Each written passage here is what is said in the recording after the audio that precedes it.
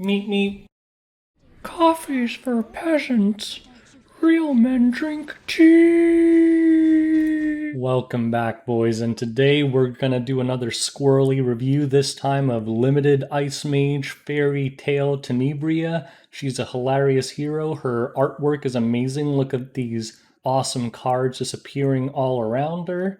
And in my limited testing, she is so much fun. I'll give you my impressions of her later, but she's definitely one of the most unique heroes out there. So, as always, we're going to talk about her skills, her builds, a fun PvP showcase today, and then we'll summarize. Let's get started. Alright, so as always, we'll start with her skills. So her S1, pretty basic, but don't underestimate the damage. The way you're going to build her, she probably won't hit very hard, but she has a chance to apply up to 2 poisons. Now granted, at max mole it's only 45% each, but that means you're bound to land probably 1 per cast. And if you guys fought Spectre Tenebria any number of times, you know that poisons actually do a crazy amount of damage. Also, she has a good soul burn. A soul burn to grant an extra turn. Now granted, it costs a lot, but if you really need to cycle fast and get her S3 off again, which is only a 4-turn cooldown, it'll definitely help. If you bring enough mages, you can back-to-back S3, which might be pretty crazy. Her S2, can't show it here, but it's basically like SSB's S2. It's a counter attack, and basically it procs once per turn and only when an enemy attacks your team with a provoke. And it doesn't have to be her provoke. If you pair her with something like FCC, if your FCC provokes someone and they attack your team, then you will counter with this. And you can put either silence, decreased defense, or unhealable on them. All 3 of them are devastating debuffs. I'd argue that unhealable is the weakest of 3, but even unhealable can be pretty strong. And it does more damage based on how much HP the enemy has. So pretty awesome move. Doesn't hit too hard, but if it did, it'd be super broken. Her S3, let's just watch it. Awesome S3. It dispels 1 buff on the enemy, and it has them all do redirected provoke. So instead of just provoking them and making them attack her, it'll attack whoever on your team has the highest HP, which opens up a lot of possible meme comps. Also has a 2-turn unbuffable, so in many ways it's like Basar's S3, except that it does redirected provoke instead of CR pushback. One thing to note with this ability is it only dispels 1 buff. What does that mean? Hard countered by FCC, because if they have FCC plus immunities, it will not land. That's the toughest part about using her in regular arena. Now let's go ahead and talk about her builds. So how do you build this waifu? Well, my Cerise was generous enough. She was like, no problem, I'll give my wardrobe to Fairytale Tenebria for today. So she is on my Cerise's gear. And these are her stats. They're pretty decent. She has around 278 speed right now, 150 effectiveness, and that's really all she needs if you're going to run her as an initiator. High speed, high effectiveness. Ideally, I'd get this effectiveness a little bit higher to deal with Ruels, and obviously the speed I'd want a little bit more too. Remember, her base speed is 115, so at the top tier, probably not going to be able to turn 1 people with her because, things like Cerises and Acids will just be faster, but still pretty solid speed. So there are 2 main builds that I think are going to happen. This is going to be one of them, just high speed, high effectiveness, meant as an initiating controller. The other one that I'm curious to see if it will happen is if people build her a little bit more tanky, still on speed set, but a little bit more tanky, kind of like, Dizzy and Fire Tenebria. Some people are putting them on counter and stuff because they want them to be not ideal targets to go on. Now, granted, her counter S1's not useful, so probably you wouldn't put her on counter, but the idea is instead of using her to just initiate and kill, use her as a tankier hero to make sure that she can proc her S2 constantly and cycle through her S3 without getting gibbed instantly once they break free. So target stats, if you go the speed initiating build, probably around 270 plus speed and minimum 100 effectiveness, probably want more like 150 effectiveness. If you're going to build her more tanky, maybe cut the speed down to like 220, keep the effectiveness, and try to get her to more like 1400 defense and around 15k HP. Should be pretty easy. Basically, I could ditch the speed boots here and put her on health boots or something, give her a lot more bulk, and then she should have a lot more staying power to be able to stay on the field, keep proccing her S2s, and messing up the enemy. In terms of artifacts, for today's playtest, I'm going to use her artifact, a Fairytale for a Nightmare. I think it does add a lot of extra damage because people are underestimating this artifact. It is kind of wonky. I don't think it's usable on anyone but her. Maybe you could use this on Dizzy, actually, counter Dizzy, but at max limit break, it's basically doing 6,000 true damage to the whole enemy team, 1,500 times 4, which is quite significant if you could get it to proc enough times. But the problem with this artifact is not this artifact. The problem is that for mages, they have so many powerful artifacts. Violin, Taga Hells, Abyssal Crown. Those three are the trifecta of most broken artifacts in the game. So it's going to take a lot to motivate you to not use those unless you simply don't have extra copies. So those are the artifacts you'll want to use. This, or I think even better will be Abyssal, Taga Hells, probably not Taga Hells, but Abyssal or Violin. And budget option is Sierra Wren here. So I think those are her builds. Let's move on to the best part. This is going to be a lot of fun, her PvP showcase. Let's get started. Alright, so let's try Fairytale Tenebria here. We got an A-Cart, a Lilius. Again, I gotta snipe the non-FCC teams if I want to use her as a soul disabler, so hopefully A-Cart doesn't go nuts here. We welcome them aboard. Oh, we hit all of them, and look at that. Oh, they all get nice and provoked. So now we get huge CR pushes. Watch this, guys. Blam, we clean them out. Bam, pushed up. Bam, pushed up. And we counter them. Ooh, oh. Oh, more push-ups. Okay, thank you. Now we can do this. Boom, boom, we land a defense break onto Ruel thanks to Fairytale Tenebria. Let's get some more damage on her. And now we're just gonna snipe her out. Dead Deado, we're gonna attack this Lilius. Dead Deado. Blam. And now it's just a solo A-Cart. So this one was very clean. Let's try another one. Alright, let's try another one. This one is kind of sus because they have a Rowana. And the counterattacks are gonna heal them a lot. I don't have unhealable on this team. But we'll see. Did we hit Riolet again? Oh my lord. Okay, so let's get the anti-revive up. Blam. We're gonna abuse with the General Purges again. Give me that speed. Oh yeah, let's push up. Now this will push them up, but that's okay. Oh, we get defense break on Ruel. Oh, blam, big damage. And you have unbuffable on Riolet, so he cannot do anything. Okay. No evasion buff for him. Let's unleash the goats. We stun Lilius. Redirected provoke again. Boom! And we get pushed up. What do we want to do here? We'll just attack this Ruel. We want the Ruel to die. Let's finish off Ruel. Blam, blam. They're dead. And look, Rowana does this, but no dice. Why? Because that Riolet has unbuffable, so we're just gonna chop him up anyway. Oh no! MLBB.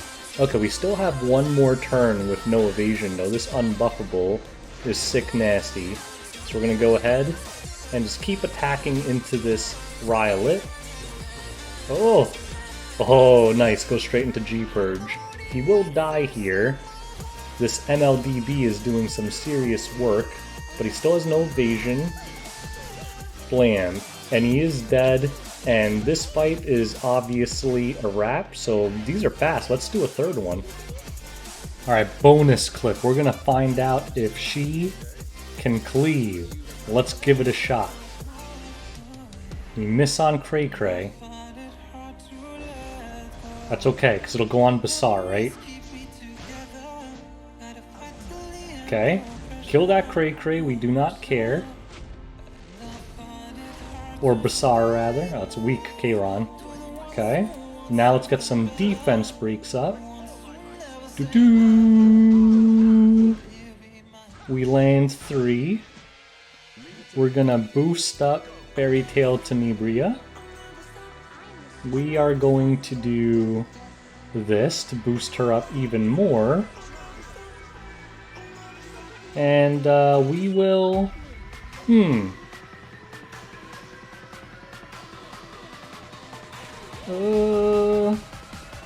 let's tickle the Tywin. Oh, we killed him. Alright, now we do this. Let's check out the damage. Blam. Oh, not bad. Redirected provoke. Let's send this back. Shh. 14k. Not bad at all, actually. Oh. So, I'm not going to go ahead and stay here and say she's a great cleaver, but the damage is definitely not terrible. So now this Cray Cray's dead. And we could just wrap this thing up, and hey, we got the extra turn mechanic, right? Boom. Alright, let's try another one for cleaving. Alright, second cleave attempt. Very fast Lilius, unfortunately. We'll just have to make it work. Hit her. Oh, I think we hit her. I think we hit her. Boom, boom, boom, boom, boom, boom. Oh, we didn't push her back, though. Okay. Let's just burn into the Lilius. Then we can do this. Is this enough to push Fairytale Tenebria to the front? 69%. It should be, it should be. So we push her. Oh, nice. Let's see the tea party. Welcome! Let's drink some tea. Blam, blam, blam, blam, blam. Oh. Alright. That guy's dead. Let's shuffle some cards. Blam! Oh, pretty sick, pretty sick. Alright, let's try another G-Purge Memosaurus. Tea Party Invitation Extended. Uh-oh, that Arbiter has immunity and barrier, though. Okay, we do land on everyone else. And bam, the Crimson Armin could not do it. Now we can counter with this. And we silence the Charles. Blam. Now we can deny any revival shenanigans by that Arbiter. Blam. We get Elbrist. That's okay. Kill him. Kill him. Yes. So, we are back. We get Alexa's basket. Boom. And game over so fast. We're gonna do a 5th one. Alright, this is gonna be the last one, guys, I promise. I'm just having a lot of fun. So, meme team time. We gotta strip this DJ Basar or it's over. Get him. Get him. Bam. Redirected provoke lands. Goes straight into ML Ken. And he gets a pounding. And now we can counter. Defense break. Yes, we defense break the ML Ken. So now we'll just give ML Ken immortality. And we're going to click this button right here. We're going to let them just kill themselves. Boom, boom, boom, boom, boom, boom, boom. Rose gets an abusing. Oh, Lilius is about to be abused here too. Boom, boom, boom, boom, boom, boom, boom.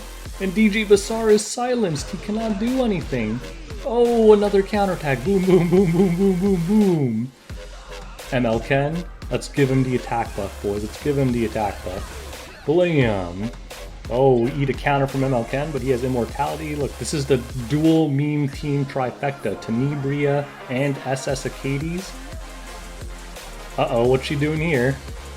Oh no, don't heal my ML Ken, you idiot Acades. I didn't want that. She's gonna do less damage. And look.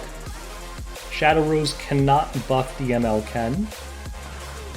Ooh, that's one dead ML Ken here. Blim, blim, blim, blim, blim.